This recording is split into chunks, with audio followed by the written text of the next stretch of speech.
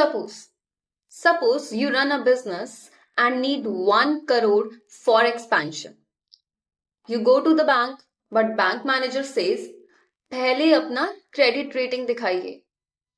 आप सोच रहे होंगे ये क्या होता है? वेल, क्रेडिट रेटिंग एक तरह का फाइनेंशियल ट्रस्ट स्कोर होता है जिसे देख के कोई भी लेंडर डिसाइड करता है कि आपको पैसा देना चाहिए या नहीं देना चाहिए. और यही concept large companies, mutual funds and even governments के लिए भी अप्लाई होता है. So let's decode credit rating in its most simplest way.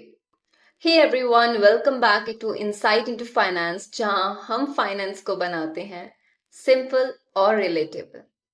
अगर आप नए हैं तो hit that subscribe button and let's begin today's topic which is credit rating. तो सबसे पहले क्रेडिट रेटिंग क्या होता है?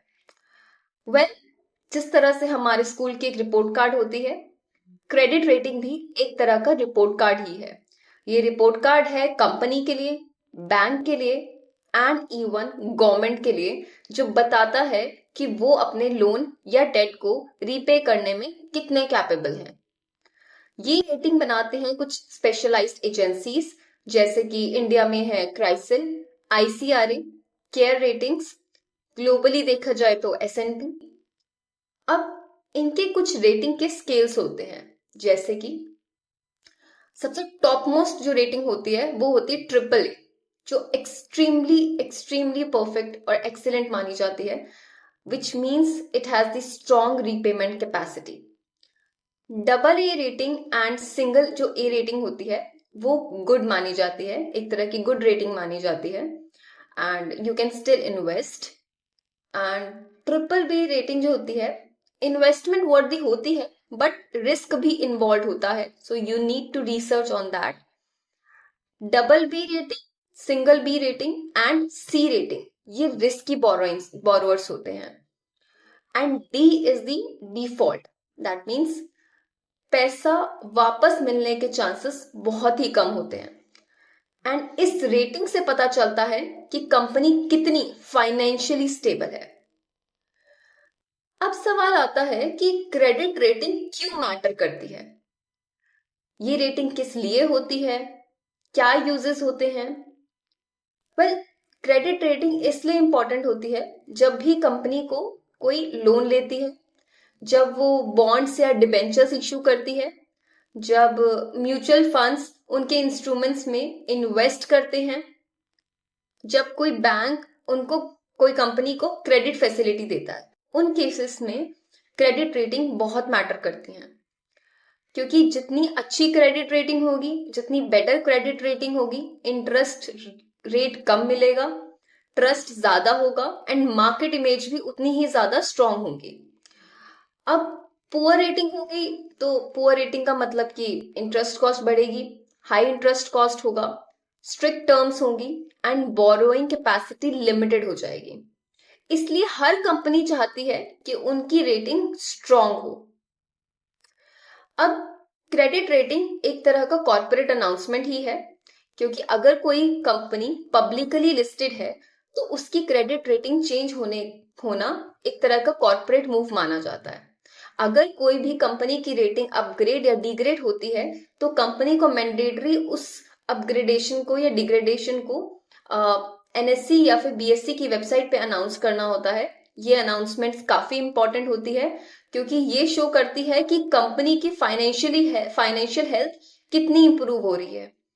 इस इंफॉर्मेशन को जितने भी बैंक्स हैं, इंस्टीट्यूशंस हैं या इन्वेस्टर्स हैं, सब कंसीडर करते हैं.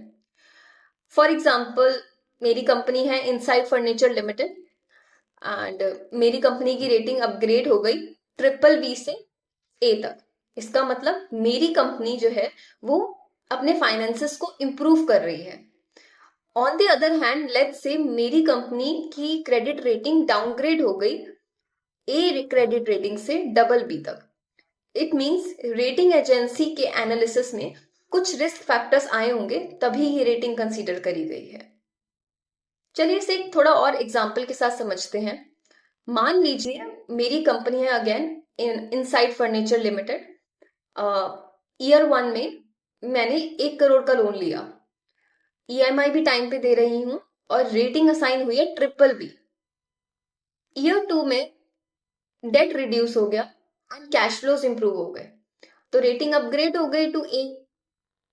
नाउ ईयर 3 में प्रोजेक्ट डिले हो गया, पेमेंट्स लेट होने लगी, तो रेटिंग डाउनग्रेड होके आ गई BB+ में। अब जब भी मुझे नया लोन लेना होगा तो ज्यादा इंटरेस्ट देना पड़ेगा, और इवन कुछ लेंडर्स तो बहुत कॉशियस भी हो जाएंगे कि मुझे लोन देना भी उन लोगों लेंडर्स को मेरी कंपनी को लोन देना भी चाहिए या नहीं। तो इस तरह से क्रेडिट रेटिंग इम्पैक्ट करती है रियल बिजनेस ऑपरेशंस को, चाहे वो कोई स्मॉल फर्म हो या कोई लार्ज लिस्टेड कंपनी हो। अब सवाल आता है कि क्रेडिट रेटिंग आप कैसे ट्रैक करेंगे।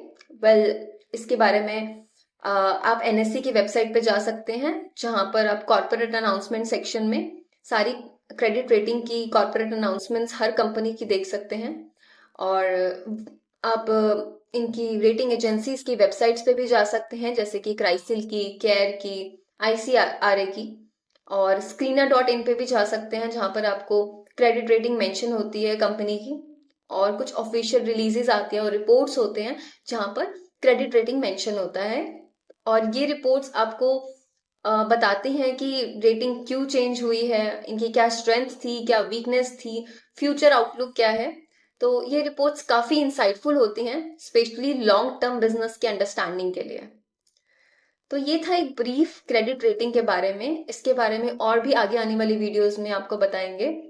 तो अब जब भी आप सुनो क्रेडिट रेटिंग अपग्रेड हुआ या डाउनग्रेड हुआ है, तो समझ लीजिए कि ये कोई टेक्निकल अपडेट नहीं है, बल्कि एक बहुत ही इंपॉर्टेंट इंसाइट है कंपनी के फाइनेंशियल हेल्थ के बारे में। ये रेटिंग एक तरह का फाइनेंशियल थर्मोमीटर है, जो बताता है कि कंपनी स्टेबल है या अनस्टेबल है। So whether you are a finance student, a mutual fund distributor, या एक बिजनेस एंथुसियास्ट हैं, क्रेडिट रेटिंग को समझना बहुत जरूरी है। तो अगर आपको वीडियो पसंद आया हो तो लाइक जरूर कीजिएगा। And thank you so much for watching. मिलते हैं अगले एपिसोड में। Until then, stay curious, stay